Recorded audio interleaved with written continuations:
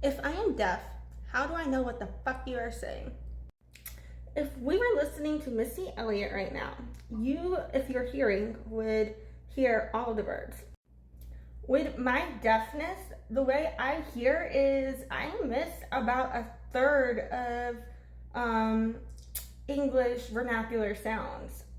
So if you were to expose me to this song for the very first time, and after the very first time, I've only ever heard it once, you said what was said, I'd be basically like, I mostly have no fucking clue. Because in some cases, what I miss is enough for me to not know the context, and in other cases, what I miss is enough for me to get the context but not know the details. It can just depend on what was said. So how have I gotten by in life within oralized hearing community? Well, if I'm not looking at you and I can't read your lips, I almost never know what you're saying beyond the sounds I happen to be able to hear. The more familiar I am with the content, the easier it is to guess what is said. So if I know these lyrics, then it's easier for me to, for example, listen to it and know it. What was happening, because I have the lyrics memorized. When this is your reality, it can be very tiresome to communicate with a lot of hearing people. So when a deaf person is putting in the work to understand you, that is love. That's all I'm saying. Or it's for survival. But if we don't have to be talking to you and we are choosing to talk to you, that is love. I have overlaid 2 different versions of what's called the speech banana over my audiogram. So we don't just hear human speech at a single frequency and decibel. Speech happens across a variety of frequencies and decibels, which means pitch and volume. And I know most people know what pitch is, but some people I've talked about this with, I had to explain what pitch is. And that just means, like, when we're talking about the difference between a high pitch and a low pitch, I just like to think of, for low pitch, just think of get low, low, low, low. And for high pitch, just think of she's so high, high above me.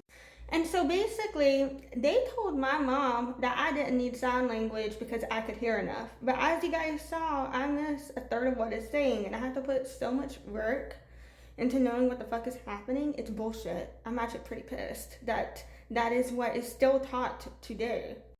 So if you're deaf or hard of hearing and you've ever been told you don't need sign language, fuck them bitches. Yes, you do.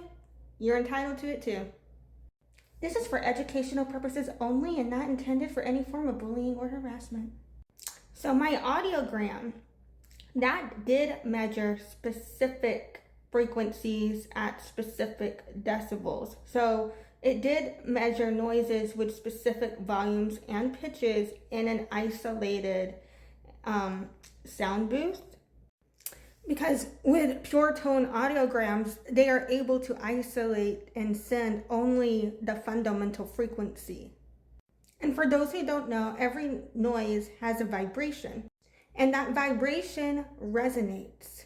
So the original vibration would be the fundamental frequency, and that resonation afterwards becomes what's called overtones.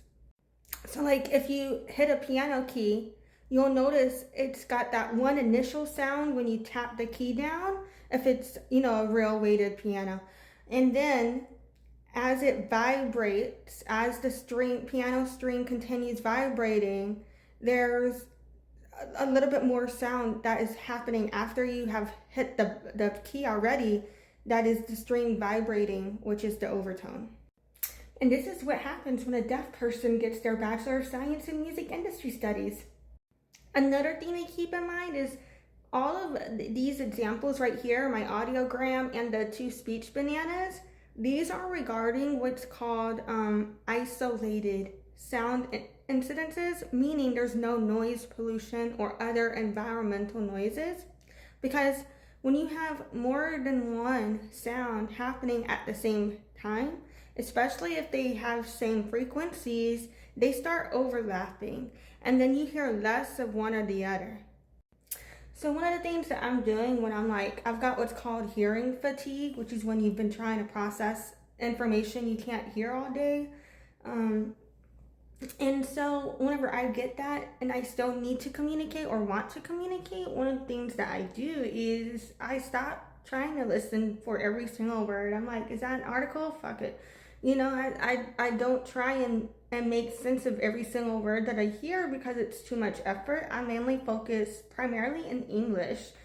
With our word order, we put like the subject and then the verb and then the object. So if I already know the subject and I know the subject hasn't changed, I mostly listen for changes in the subject, and I just try and pay attention to like our verb object happening. And honestly, being deaf is a blessing because not every person, some people I love hearing you talk. I'd want to listen to you talk all day long. But then other people, it's just like they start talking and they're like, God damn. Once you realize, what they're saying, it's just like, and then you decide to stop paying attention to them because you don't like the shit they're saying. It's just like, holy fuck, I'm so glad I can't hear that. So, I just basically went my whole life never knowing what the fuck was happening, and I'm pretty bitter about it. My whole life, I've been around other deaf people because I come from a deaf family, but statistically speaking, about 90% of deaf kids don't get to learn sign language. And I think it's like, because of that, about 80% of deaf adults today still don't know sign language, but it doesn't make any of us any less deaf. In terms of if you're wondering how I can speak, that came from years of speech therapy, and I still have I get told I still have a lisp sometimes, but not all the time. I don't fucking know. And people will often ask me where I'm from because I was born in Mississippi and I live in New Orleans, and they're like, you don't sound like you're from Mississippi or New Orleans. Where the fuck are you from? And I think that's a combination of the speech therapy as well as the deaf accent. So I can speak all right because I've been told where to place my tongue and things like that, and practice and how to move my mouth and things. But then I mostly, of course, have the issues with what I cannot hear. So it's like this thing where a lot of people, they're not paying attention to how you pronounce every single letter you say. So if they just so happen to not notice, a lot of people, they don't notice that I don't say a third of things right. So they're like, oh, you can talk.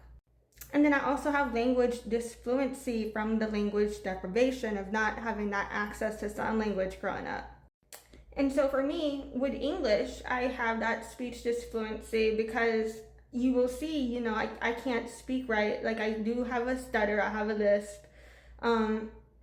I use filler words, as well as other symptoms of language disfluency, which literally just means you didn't have access to a language that was accessible to you. And this has led to linguistic simplification to the language that is accessible to me. Because I did start learning in 2017, but between personal issues in work and life and everything, I'm not able to dedicate the time I would like to studying sign language. So therefore, the sign I sign is what's known as pigeon sign English or contact sign. And I still have a relatively limited vocabulary. So for me, I feel like I don't have access, anywhere in the world, and a lot of deaf people feel that way because most of us aren't given that access in either space. So that's why I think it's imperative for us to bring back sign languages. And another concern I have as a deaf person is the erasure of native signs in the United States, quote unquote, United States. Right now, only about 50 people know plain sign language, and Eastern Algonquian Sign Language was basically completely eradicated in terms of assimilation into American Sign Language. There used to be no deaf hearing division in these lands, and that is why I believe the deaf hearing cultural division is fully dependent on giving back the land in order to resolve it. It started with colonialism, it'll end with decolonialism.